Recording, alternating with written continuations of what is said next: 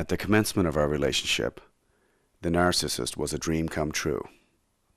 She was intelligent, witty, charming, good-looking, an achiever, empathetic, in need of love, loving, caring, attentive, and much more. She was the perfect bundled answer to the nagging questions of life, finding meaning, companionship, compatibility, and happiness. She was, in other words, ideal. It was difficult to let go of this idealized figure. Relationships with narcissists inevitably end with the dawn of a double realization. The first is that one has been used by the narcissist, and the second is that one was regarded by the narcissist as a disposable, dispensable, and interchangeable instrument or object. The assimilation of this new gained knowledge was an excruciating process. I got fixated at different stages. I failed to come to terms with my rejection as a human being, the most total form of rejection there is. We all react to loss. Loss makes us feel helpless and objectified. When our loved ones die, we feel that nature or God or life treated us as playthings.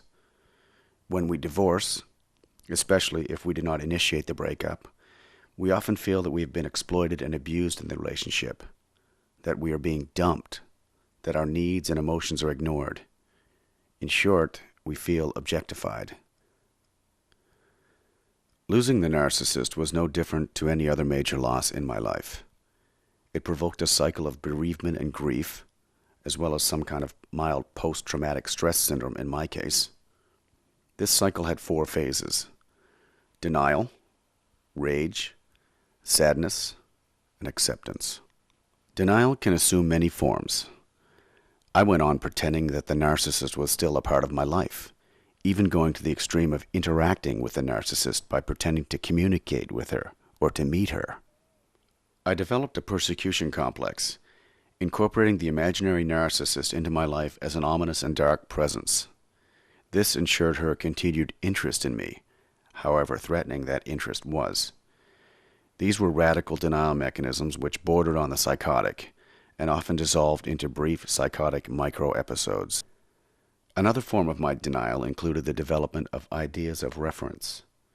I interpreted the narcissist's every move or utterance to be directed at me and carrying a hidden message, which could only be decoded by me.